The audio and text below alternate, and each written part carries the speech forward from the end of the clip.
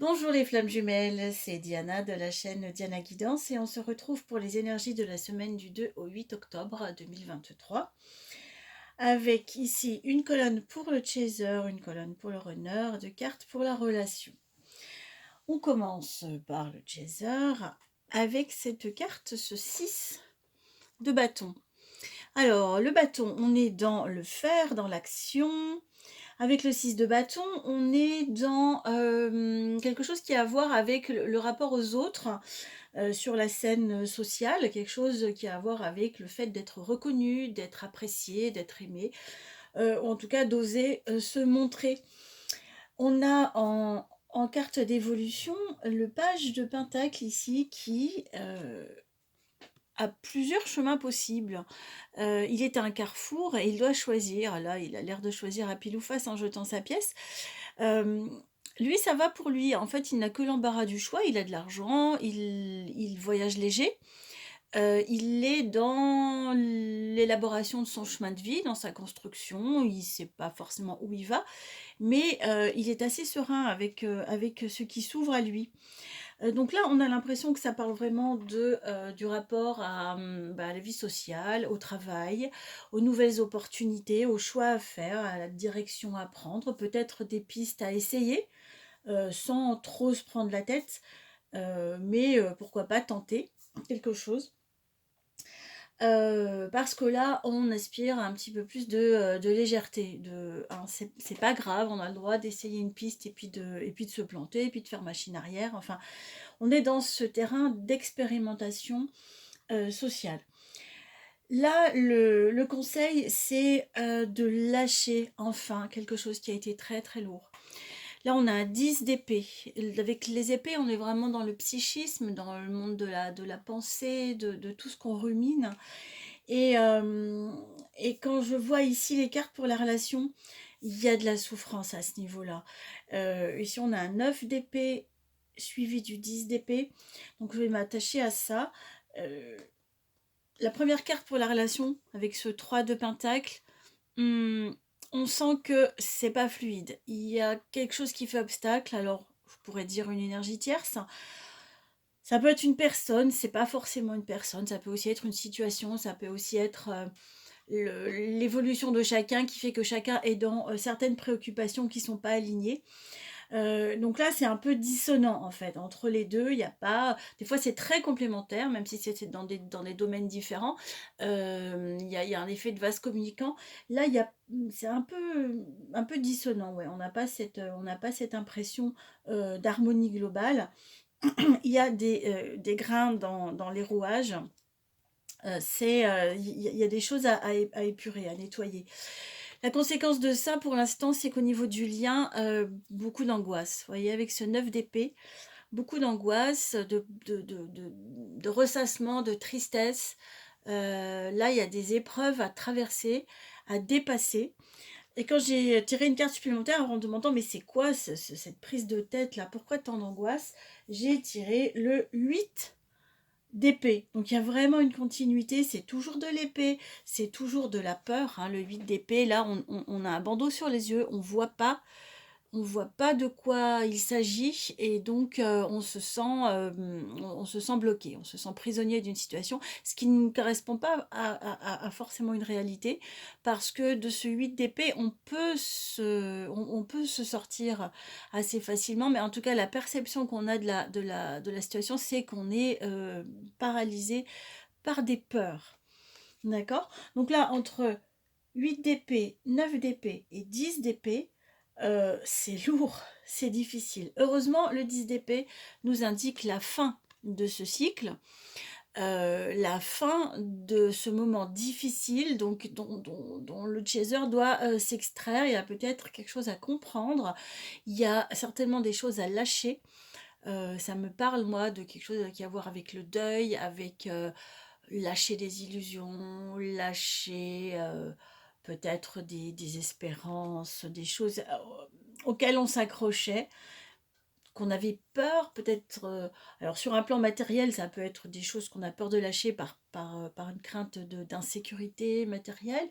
Mais là, je pense que c'est plus en rapport avec le lien et avec avec toutes ces peurs, là, voilà, il y a de la boue, il y a de la boue dans les tuyaux et il faut pouvoir faire un grand nettoyage. Donc, c'est pas confortable, mais c'est nécessaire. Voilà, ça fait du bien parce que ça fait remonter encore de la boue et qui est à épurer pour terminer sur ce cycle-là. On peut aussi parler de guérir des blessures, enfin tout ce genre de choses qui remontent des profondeurs de l'inconscient et qui est à épurer, à guérir, à soulager. Donc il y a ce travail-là de ce côté. Du côté du runner, on a un set de bâtons. Là, il est sur la défensive. Il doit se positionner et défendre son positionnement. Les bâtons, hein, c'est le feu, c'est l'action. Il est dans un rapport de force avec des éléments de son entourage, que ce soit des personnes ou des situations. Il doit faire preuve de détermination. Et l'évolution pour le runner, c'est le magicien. Là, il a les mains libres. Donc il y a une bascule, il y a quelque chose qui passe un cap là aussi pour lui. Là, c'est une carte de nouveau départ, de liberté, de maîtrise de ses outils. Donc c'est une carte très positive et forte parce que c'est une arcane majeure avec l'étoile. Le runner a 2 arcanes majeures dans son jeu cette semaine qui sont des cartes très puissantes. La carte conseil, c'est l'étoile. C'est une très belle carte de connexion. Connexion avec son âme, avec sa guidance, avec son chemin de vie. Connexion terre-ciel, connexion avec son autre dans la 5e dimension. Donc c'est quelque chose qui est très calme et qui est très fluide là pour le coup. Hein. C'est peut-être la seule carte qui soit vraiment fluide. Donc c'est le conseil. Ami runner, connecte-toi. Par la pensée, par la prière, par la méditation, par ce que tu voudras. Si tu peux envoyer un petit peu de connexion, d'amour, de message à ton autre, ouais, fais-le, c'est le moment, c'est pas mal. Parce que là, il a besoin de passer un cap, de lâcher des choses qui sont douloureuses. Ouais, si tu peux lui envoyer un petit coup de pouce, c'est pas plus mal. Sinon, en tout cas, travaille sur ta connexion à toi par rapport à ton chemin de vie. Parce que là, avec le magicien, tu as toutes les cartes en main pour faire ce que tu veux, pour un nouveau départ. Donc on sent qu'il y a un travail intense qui se fait de ce côté-là, de l'autre aussi. Euh, avec des remous, avec des états d'âme, des choses qui remontent. Donc, pensez toujours quand c'est inconfortable, voire triste, voire voilà, des nuits blanches, des choses pas sympas à vivre, pensez toujours que c'est un moment, c'est un passage certainement nécessaire, certainement qui va vous permettre de dégager vos cieux pour voir un nouveau paysage. Mais dans le temps où vous y êtes, pensez que ça ne va pas durer, parce que c'est le cas dans la vie, ça tourne sans cesse.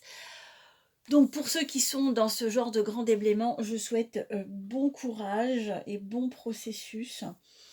Et puis, euh, et puis curiosité pour voir l'évolution des choses la semaine prochaine. Si vous voulez partager ce que vous vivez dans les commentaires, vous pouvez bien entendu parler un peu de votre histoire, ce qui peut amener des éléments de compréhension ou des résonances avec d'autres histoires, puisqu'on est tous dans une espèce de grand mouvement là qui avance par coup d'accélérateur et par secousse. Donc, par moments, c'est plus agréable que d'autres, forcément. Mais on est un collectif quand même. On est un collectif et ce que vivent les uns retentit sur ce que vivent les autres et vice-versa. Donc, si vous êtes dans le brouillard complet, n'hésitez pas à demander une guidance personnalisée par rapport à votre cas ou une séance de psycho énergétique, de soins psycho-énergétiques pour aller toucher du doigt ce qui vous échappe, ce qui est dans vos angles morts et puis que vous ne pouvez pas atteindre tout seul. Et on se retrouve pour la semaine prochaine avec un nouveau tirage. Je vous embrasse bien fort. À bientôt.